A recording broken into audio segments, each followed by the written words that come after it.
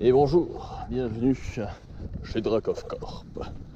Nous avons sur les épaules de nouveaux arrivants qui sont deux Tetradium danieli, plus connus sous le nom d'arbre à miel, des jolis petits cocos que j'ai achetés en pépinière et qui vont servir une expérience que j'ai vraiment envie de faire. À savoir, on appelle ça un arbre à miel. Personnellement, j'ai des ruches. Arbre à miel, ruche, est-ce que tu vois le rapprochement? Alors, bon, c'est pas un arbre qui est fait pour spécifiquement produire du miel, ni un miel particulier, puisqu'il me semble même que il est plutôt pas très bon. Par contre, le Tetradium danieli est un arbre qui fleurit juste avant l'hiver et qui fait une très belle floraison, une floraison extraordinaire. Et du coup, moi, ce que j'y vois, c'est que aujourd'hui, on donne à nos abeilles des sirops et des sucres pour passer l'hiver. Alors moi, j'ai une idée un peu plus poussée. C'est que plutôt que, mais qui est intéressante autant pour les abeilles que pour moi, plutôt que de dépenser de l'argent dans du sirop, du candy, où dedans il y a des fois un peu de saloperie, et si on en veut du bio, ça coûte vite très cher. Et ben en fait, là, je vois plutôt de leur mettre devant deux arbres, enfin trois, parce que j'ai que deux bras, enfin deux épaules, trois arbres, donc un par ruche dans un premier temps, même si je vais avoir plus de ruches à l'avenir, pour que les abeilles puissent en fait avoir leur grenier juste en face, c'est-à-dire qu'avant l'hiver, elles vont pouvoir aller butiner à 3 mètres de leur ruche, même pas, bon 5 mètres de leur ruche, donc ça va leur demander très peu d'efforts, et en plus c'est juste avant l'hiver, donc je vais plutôt leur laisser des hausses, et laisser les arbres leur fournir tout ce dont elles ont besoin. Donc je pense que ça peut être intéressant comme expérience. Bon, c'est une expérience onéreuse, hein, parce que les arbres à miel sont vraiment pas donnés. Hop, et de d'un, et de deux. Alors je les plante maintenant parce qu'il a pas gelé, et ça c'est cool parce que JPP du gel. Donc là j'ai ma terre qu'il va falloir que je mélange avec du terreau. Bon, ça va, j'ai bien calculé mon coût quand même. Donc là la motte elle est parfaite. C'est des beaux bestiaux, hein. Toi ça va être bon aussi. J'ai fait les trous à la rétropelle, hein, je me suis pas fait chier. Ça passe large. Et du coup le dernier je pense que ça sera très bien. Donc là il y a quoi, 4-5 coups de godet. Donc c'est bien parce que maintenant on me prête un micro tracteur avec une rétropelle derrière, que j'ai un peu modifié le tout, et ça va me permettre de faire quelques travaux quand je peux l'utiliser. Et ce qui est bien, c'est que là en 4-5 coups de godet on peut planter un arbre plutôt que de se faire chier à la pioche et compagnie, ce qui était quand même mon problème.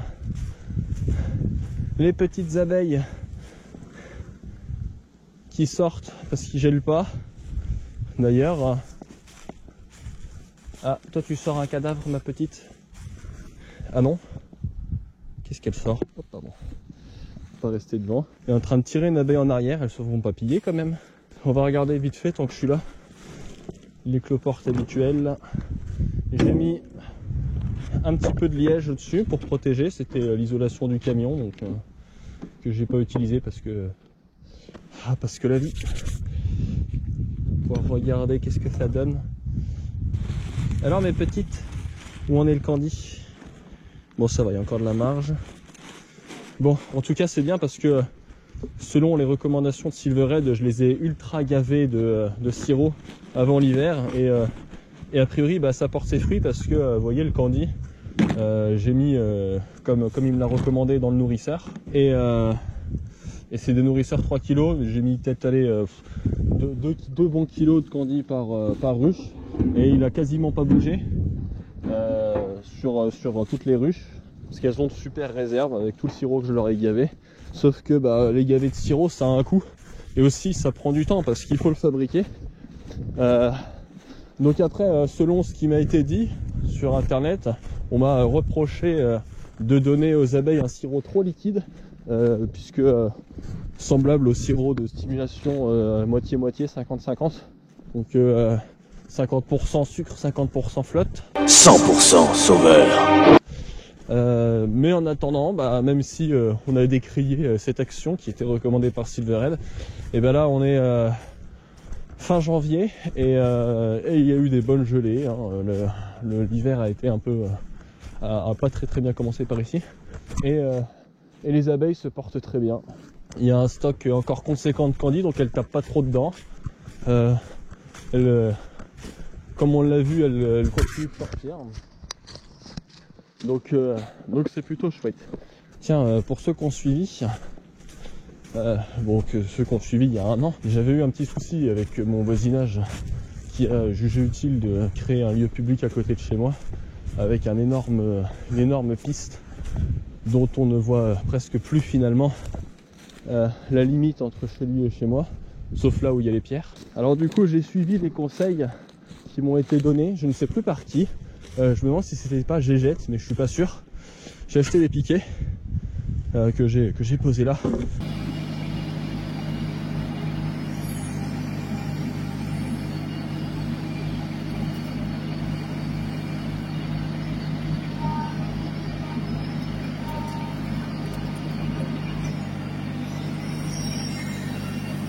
Pour faire une haie vive, hein, pour ceux qui connaissent le procédé, la haie vive. Donc je vais faire une haie vive tout du long et comme ça bah, on verra ce que ça donne, mais je trouve en fait que c'est pas si mal comme idée plutôt que de clôturer. En plus ça fera des abris pour les oiseaux et compagnie, donc effectivement c'était une excellente suggestion que bah, comme tu peux le voir, abonné qui m'a conseillé, je vais appliquer. Bon, j'ai pas des masses de piquets, mais on va commencer petit et puis on verra ce que ça donne. Ah, mieux. Beaucoup mieux.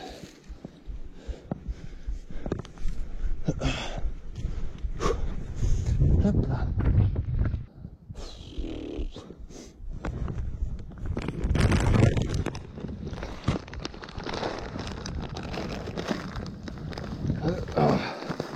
Il y en a qui vont au Basic Fit pour faire des pecs,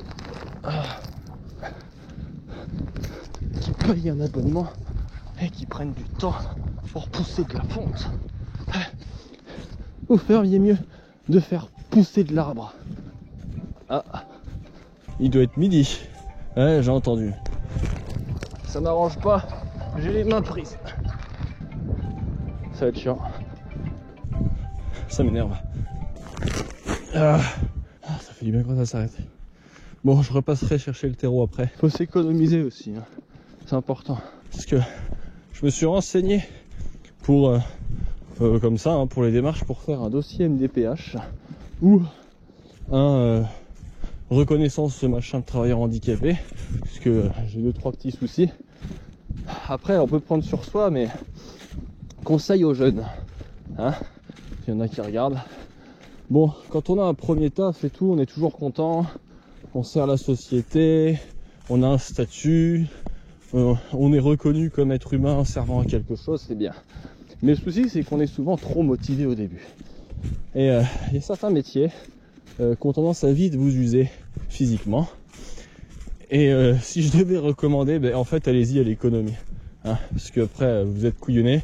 Quand vous êtes handicapé, c'est pour la vie. Et quand je vois à quel point ils n'ont pas du tout envie d'aider les personnes qui sont dans cette situation, ça vaut vraiment pas le coup de se détruire la santé, même si on va vous dire vous êtes feignant, vous êtes jeune, vous pourriez donner plus. Ne faites pas ça parce que c'est une immense connerie. Je l'ai fait. Bon, moi j'avais déjà quelques soucis avant. Malgré tout, j'ai commencé à bosser tôt et j'ai pas ménagé ma santé parce que j'en voulais. Et j'avais vraiment envie de donner le meilleur. Sauf que bah je l'ai fait. Je me suis retrouvé avec le dos flingué, de l'arthrose partout, plus d'autres trucs. Et même si on peut prendre sur soi et tout, parce que bon, la douleur c'est qu'une information, le souci c'est que vient un moment où même le corps il suit plus. Et bah, suivant l'âge que vous avez, bah, ça peut être plus ou moins problématique. Donc n'oubliez pas que le système de santé, la société, tout ça, c'est un peu, c'est bien comme ça, mais vous allez vous faire lâcher comme des merdes. Donc n'oubliez pas ne vous donnez, ça c'est une règle d'or, ne vous donnez jamais à 100% dans un travail, sauf si soit c'est directement pour vous parce que c'est de l'auto-entrepreneuriat, soit vous avez vraiment un patron ou vous travaillez dans une boîte où ça craint pas trop. Parce qu'après, peu importe que ce soit physique ou autre, soit vous aurez le droit au burn-out si vous bossez dans de l'administratif ou dans des bureaux, parce que moralement déjà c'est déshumanisant, donc vous allez vous éloigner des préceptes de base de la vie et un beau jour, des années plus tard, vous vous rendrez compte que vous ne serez pas heureux et que tout ce que vous faites ça sert à rien à part foncièrement payer l'appartement, le moyen de locomotion qui vous sert à aller travailler. Donc après, au bout d'un moment, vous finissez par travailler pour aller travailler. Et je suis pas sûr que ce soit un bon plan. Ça veut pas dire qu'il faut pas bosser, hein. Ça veut dire qu'il faut bosser intelligemment. Si vous faites quelque chose, que vous vous levez le matin, que vous utilisez votre énergie, il faut que ce soit pour quelque chose qui soit pérenne et qui apporte réellement. Parce que si c'est juste pour du pognon, franchement, vous irez pas loin. Personnellement, j'ai donné énormément à différentes boîtes et je l'ai pas fait pour la reconnaissance ou quoi, mais quand tu bosses dur, t'es content quand même que ça serve à quelque chose. Bah déjà à l'époque c'était comme ça, donc ça va pas aller en s'arrangeant. Vous allez bosser dur pour des boîtes qui au final quand vous serez plus capable parce que vous serez fatigué, vous serez malade ou quoi, elles vous jetteront comme de la merde. Donc tous les efforts que vous aurez fait, la boîte va en bénéficier mais pas vous. Donc après c'est pas de l'hédonisme, mais vous avez une valeur en tant qu'être humain par les actions que vous pouvez entreprendre. Si vous utilisez cette valeur à mauvais escient, et ben vous aurez une vie de merde, hein. Il faut dire la chose, hein. Si tu te donnes à 100% dans une boîte, le jour où tu seras un peu fatigué, tu te donneras qu'à 70%, et là on te dira que tu fous plus rien, sauf que le 100% tu peux plus l'atteindre. Après, il y a des gens, beaucoup, qui se donnent à 50% quand ils commencent dans une boîte, ils en font le moins possible. Quand ils veulent une prime ou un truc comme ça, ils se donnent à 70%, mais les gens sont tellement pas habitués à ce qu'ils fassent des efforts que ça paraît incroyable. Surtout qu'on est dans un pays très social, hein, trop même, où on n'encourage pas au mérite. C'est pas une méritocratie, c'est une pleurnicherie. Donc aujourd'hui, votre valeur va être déterminée plus selon votre genre, votre orientation sexuelle, en fait au final la minorité à laquelle vous décidez d'appartenir pour vous donner de l'importance, plus que votre réelle capacité d'action. Donc au final on va plus regarder récompenser quelqu'un parce qu'il a fait des efforts et que ces efforts ont abouti à quelque chose d'intéressant, mais plutôt parce que cette personne appartient à telle communauté ou à tel machin et qu'il faut qu'elle soit intégrée à la société, et du coup on va leur donner des choses. Je suis pas sûr que le modèle soit particulièrement pérenne, mais écoute, si vous cherchiez une réponse à pourquoi est-ce que le monde part en couille et que plus personne ne génère rien, bah vous avez un très très bon début de réponse. Alors les filles, c'est toujours pas ça, hein. Le potentiel confiance. Si des fois il y a la mésange noire, je me mets là, donc là on est à 3 mètres, même pas 2 mètres, ouais 3 mètres, et des fois elle vient. Elle n'a pas peur la mésange noire, hein. Elle a confiance comme on dit. Alors le grand angle c'est bien, hein, à la GoPro, par contre le seul souci c'est que du coup tout paraît plus loin. Ça c'est un peu dommage. Alors les morphales, hein. Bon ça vous avez encore du stock. Ah l'atelier, il s'en passe des choses. J'ai creusé des trous, bon il a plus dedans, pour pouvoir passer un cric hydraulique et essayer de le redresser. Parce que comme vous le savez peut-être déjà, notre atelier est en train de plonger comme ça depuis a priori très longtemps. Tiens, j'en profite, vous me direz, bon là il y a du vent et en plus le micro de la GoPro est pourri, mais vous me direz si le concept GoPro vous plaît. Alors je sais que c'est moins bien qu'une vidéo avec des plans et tout un peu travaillé. Le souci c'est que pour ça il faut avoir le temps et je n'ai pas forcément le temps. Comme vous voyez ici les choses n'évoluent pas forcément, c'est toujours le bordel. De toute façon je peux pas faire beaucoup mieux pour l'instant. J'ai du nichoir en préparation. Alors, nous sommes venus chercher. Je suis venu chercher un serveur RP où je pourrais venir jouer sans payer. Allez, zouf! Maintenant, toute ma haie là, elle est pleine d'oiseaux. C'est un peu la voie sacrée de Verdun. Là-bas, c'est Verdun parce qu'ils abattent tous les arbres. Et ici, c'est la logistique française qui alimente la première ligne.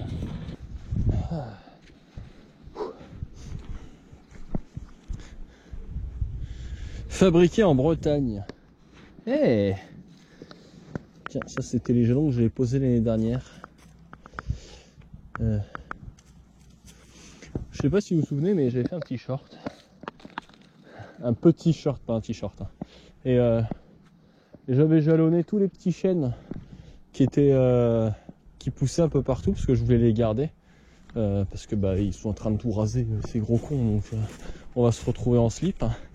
Et voilà, ça va, j'en ai des beaux qui sont en train de pousser, ils sont super. Je vais essayer de les garder. Peut-être que je les cernerai et je les déporterai à un moment ou un autre pour mieux les répartir. Mais il y en a une grande partie qui sont mourus hein, quand même. Des petits chênes se sont fait bouffer. C'est pour ça qu'ici il y a un peu de chevreuil, plus beaucoup, parce que les chasseurs se donnent un mal fou pour les faire disparaître. Je vais planter ces piquets là autour pour mettre un petit grillage et des bandes pour tenir les arbres par rapport au vent, parce qu'ici c'est un couloir de vent. Ouais, parce que malgré les dires de l'ONF qui se veulent rassurants, pour parler d'expérience, je connais cet endroit depuis très longtemps, un peu plus de 20 ans. Et je l'ai vu avec plein de forêts, et là je le vois avec plus de forêts. Donc moi on me dit souvent, enfin du moins les gens, les forestiers surtout avec qui je parle beaucoup pour essayer de comprendre, me disent non, avant il n'y avait pas de forêt, il n'y avait pas autant de forêts, maintenant il y en a plus et tout. Bon bah comme là-bas une monoculture. Et sauf que peut-être oui que la forêt elle a augmenté, mais déjà on compte dans ces forêts beaucoup les monocultures qui se sont plantées. Et par exemple ce que m'a dit un forestier, c'est que on compte beaucoup les arbres qui sont plantés par les organismes et tout pour les trucs de reforestation on va dire, mais ils comptent ce qu'ils plantent, ils comptent pas ensuite ce qui reste parce qu'il y a des arbres qui meurent. Et il y avait même un mec de l'ONF qui avait dit que il y avait des arbres, enfin bon encore une fois des monocultures qui ont été plantées en masse, mais que ça a été planté sur un versant trop ensoleillé et que les machins ont crevé dans les quelques semaines après leur plantation. Donc au final on a compté qu'on a planté genre 1000-2000 arbres, mais ils sont tous morts derrière, donc voilà. Et en plus bon c'est des monocultures. Parce que je pense qu'il y en a beaucoup qui ne mesurent pas la valeur des forêts, bon maintenant primaires il n'y en a plus, secondaires et encore. Je pense là par exemple notamment devant, c'est pas moi la forêt qui est là, mais j'aimerais bien la récupérer avant qu'elle soit rasée. Il y a beaucoup d'arbres morts dedans. Et comme c'était dit la réserve naturelle de la Petite Camargue alsacienne que j'aime beaucoup, il n'y a pas plus vivant qu'un arbre mort.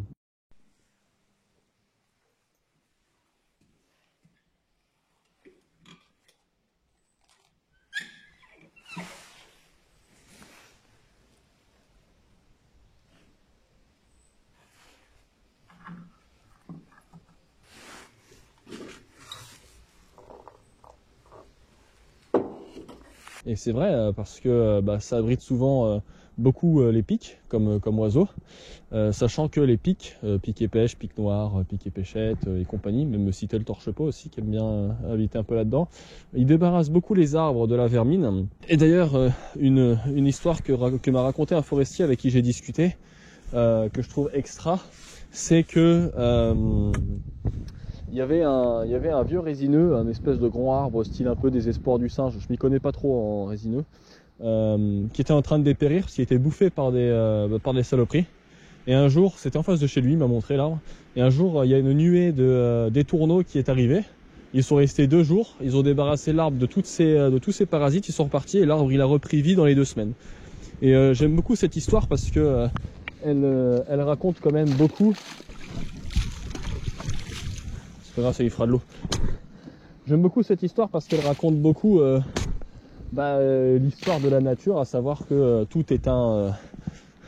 que tout fonctionne avec des échanges et que la nature elle est naturellement équilibrée et elle sait se débrouiller toute seule, et qu'on a cette prétention de merde de vouloir la contrôler qui est extrêmement énervant. Donc après, écoutez, moi j'ai pas d'animosité spécifique avec tous ces gens, surtout des forestiers. J'avais vu un commentaire qui m'avait laissé sur le cul où j'étais en train de dire que à côté de chez moi ils ont rasé beaucoup de forêts et que ça m'attriste parce que j'aime bien la forêt et parce que c'est pratique. Comme j'aime bien le dire, personnellement je me suis vachement attaché à l'oxygène. Je sais pas, j'aime bien le respirer et j'en suis devenu dépendant, j'ai l'impression. Et dans ce qui génère de l'oxygène, bon, il y a majoritairement les végétaux, même je crois qu'il y a quasiment que ça. Donc bon, après moins plus moins ça fait pas plus. On peut continuer de déforester et puis de mettre la tête dans la terre comme les autruches et dire ah oui mais c'est bon, ça gère. Il y a l'ONF qui fait ce qu'il faut, comme c'est le cas ici. Certes, peut-être qu'on a fait 14 milliards de monocultures ailleurs et que c'est trop bien et que voilà, mais en attendant ici, à cet instant précis, il y a, l'autre fois j'ai fait une vidéo dessus, il y a un pic noir. Là, voilà, devant vos yeux ébahis, le plus grand pic d'Europe. Mais en fait, je travaille pour un projet, oh là là là, et la chance qu'on a.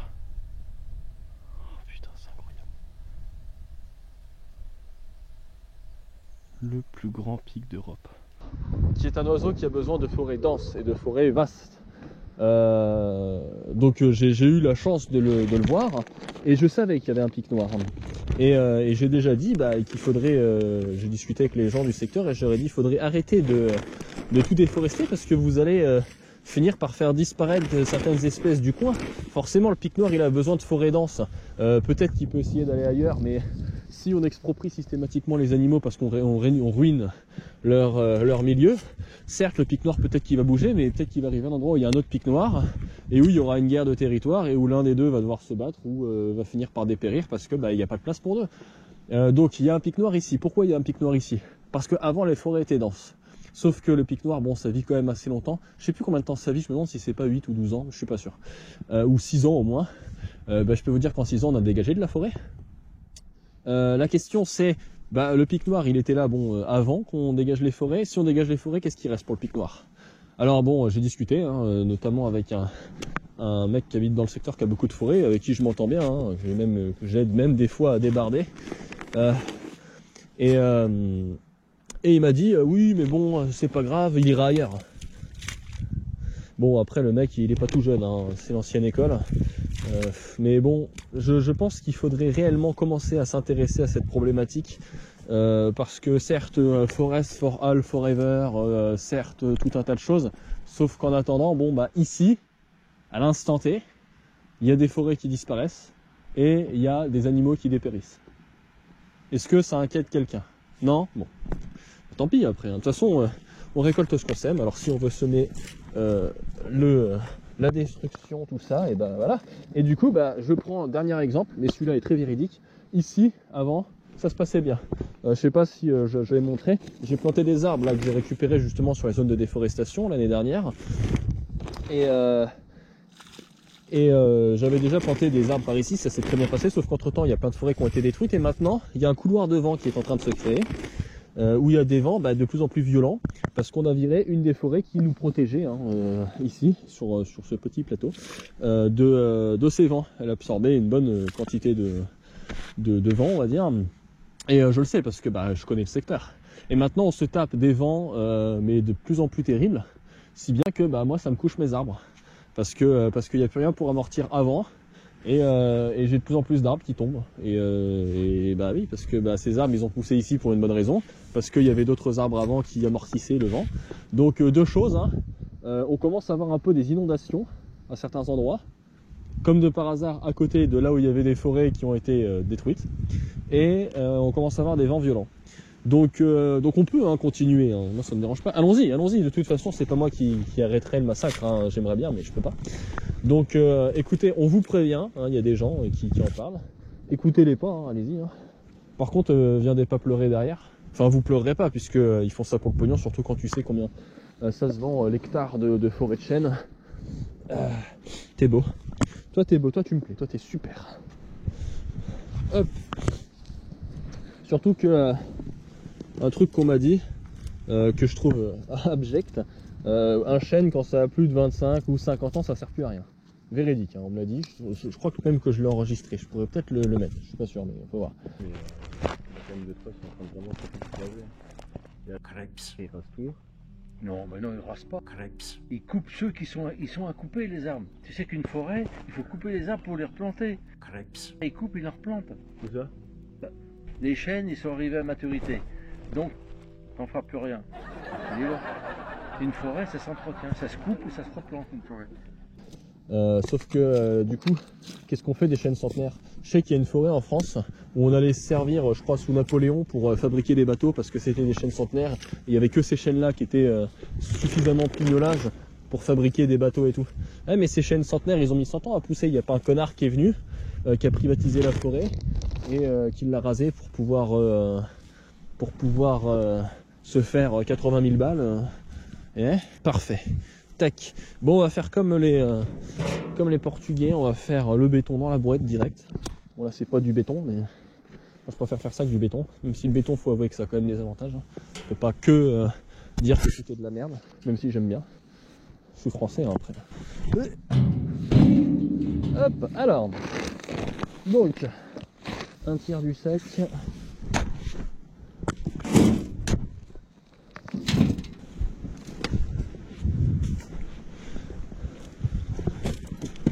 Hop, nickel.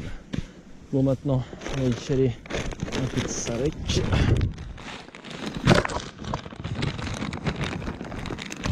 On mélange avec amour. C'est important l'amour. Pour que ça devienne des grands et beaux arbres. Je serai probablement mort quand tout ce que je plante ça aura de la gueule. Alors j'espère que j'arriverai à suffisamment bien faire fonctionner Drakov Corp pour générer un genre de projet ou de réserve naturelle pour que les enfants du futur qui par miracle seraient devenus moins cons, bon c'est pas TikTok hein, qui va régler le problème, puissent profiter de belles forêts, parce que si moi j'ai pu profiter d'un espace magnifique comme la petite Camargue alsacienne, c'est parce qu'il y a des mecs, il y a un moment, qui se sont dit hey, on va faire un truc joli quand même parce que c'est un peu de la merde. Et ils ont réussi et ça donnait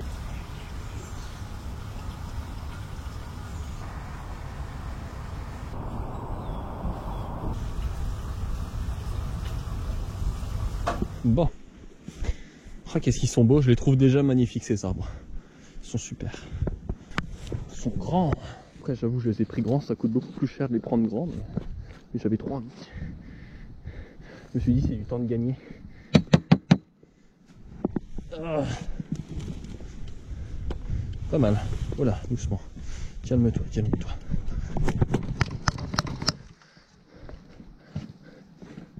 Voilà, attends.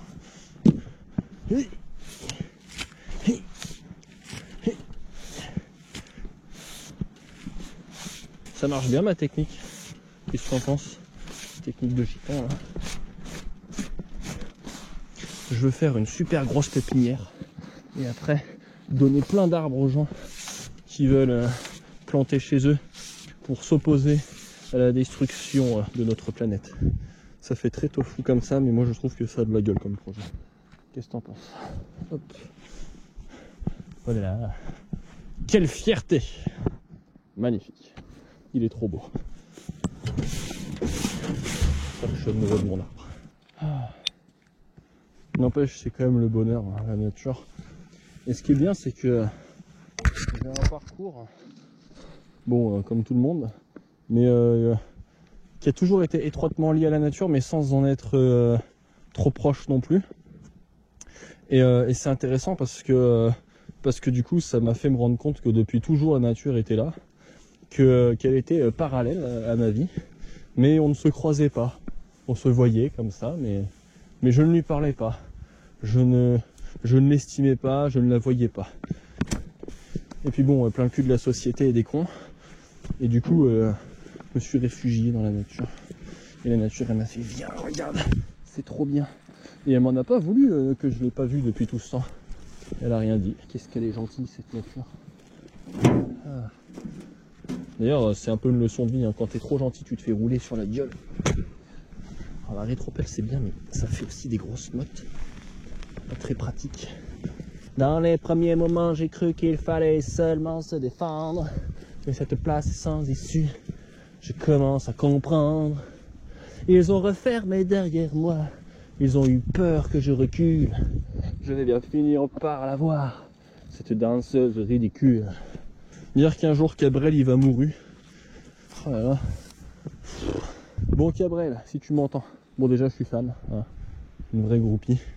Et ensuite, faut que je passe te voir à Stafford. Hein, parce que je suis du pays moi aussi. Et ensuite attends avant de canner parce que petite lueur d'espoir. Moi t'as été une source d'inspiration pour moi Cabrel. Bon pas un truc de fou non plus mais je veux dire tu vois. Ah. Oui. Oui, c'est un nouvel herbe pour vous. C'est pour les abeilles et pour vous. On pourra même mettre des nichoirs dedans dans quelques temps. Si vous voulez. Hein? Ah mais ces arbres ils sont pas à moi, ça fait chier. Il est plus que jamais l'heure de rétablir l'ordre et la discipline. Point, point, point. Oh! Il y a une superbe buse qui s'est planquée là. Ah, elle est partie, elle m'a vu. Elle a vu que j'ai parlé. J'espère que vous l'avez vu. Une belle buse. Appelée buse variable en rapport à son plumage, qui n'est jamais le même selon l'individu. Et ça c'est classe quand même. Ils sont jamais le même plumage. Il y a des grandes lignes, hein, mais une belle buse. J'aimerais bien prendre une belle photo de buse, mais les rapaces ils se laissent pas. Ils se laissent pas avoir comme ça. Yeah. Je m'en serais un peu douté. Ils sont un peu vieux après ces piquets, faut admettre. Hein. Bah j'ai déjà bien. Ah putain, j'ai dit que j'allais prendre mon râteau. J'ai oublié mon râteau. Faut aller chercher mon râteau. Bon bah c'est reparti hein. Tiens regarde, on peut se poser 5 minutes et profiter. Ça décoiffe le vent hein. Allez toi t'as des couilles toi. Toi tu vas y aller, je le sens bien.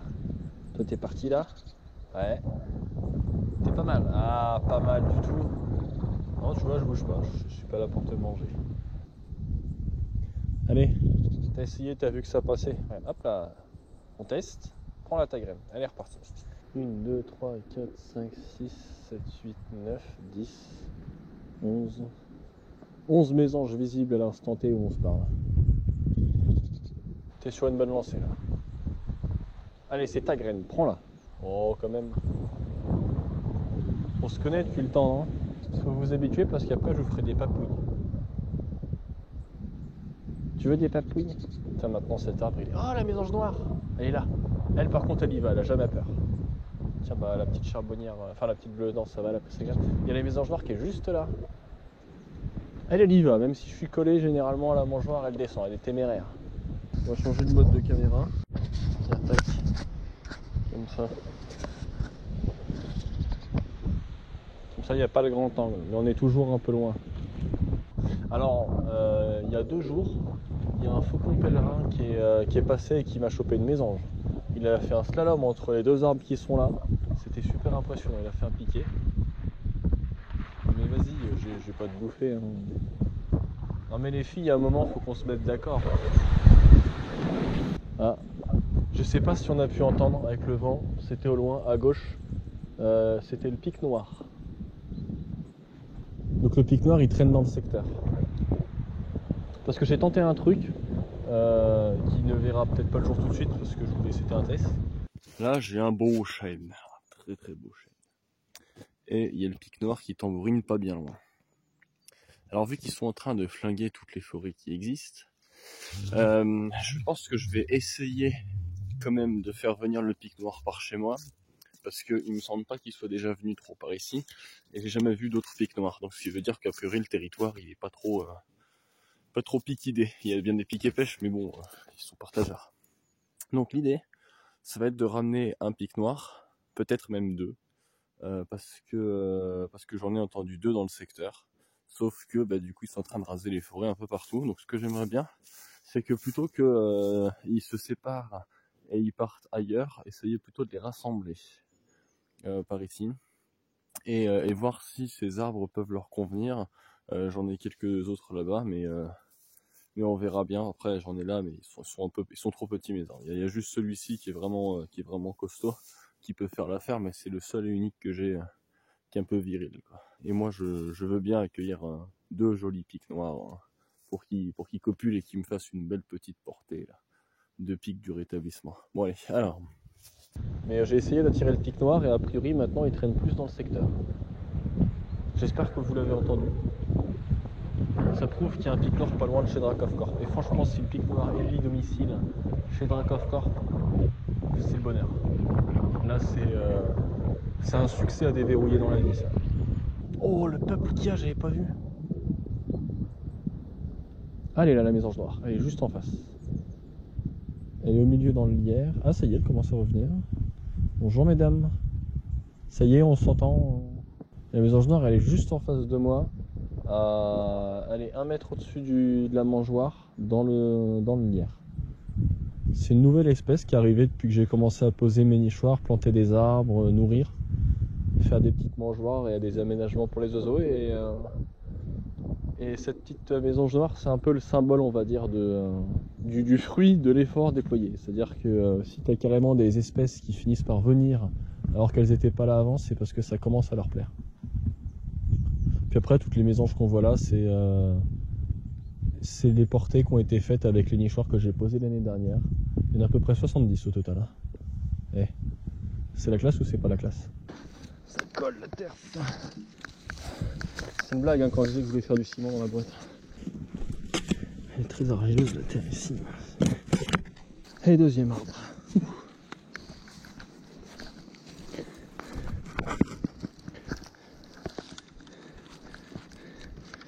Allez, c'est parti.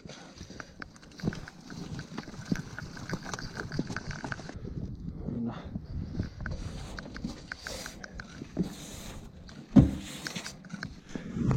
Elle est terrible la terre ici. Et c'est là ce que je veux faire une mare, donc moi ça m'arrange d'avoir la terre argileuse. Voilà.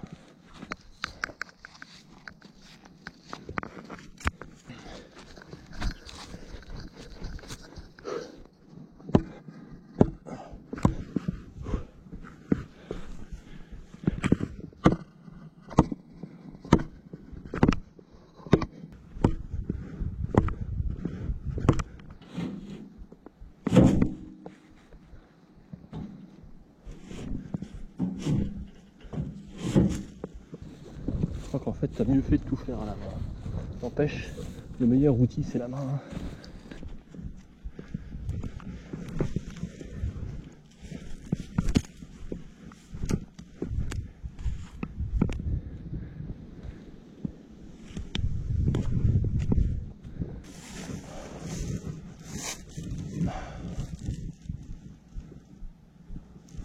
Ah, elles vont bien ces petites ruches. Hein.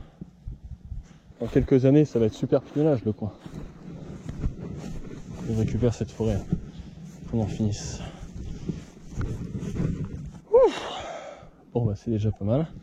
On va passer au dernier. Par contre, la nature, elle fait mal au dos. Ça, c'est un truc qu'il faut le dire. Hein. La nature, ça pète le dos.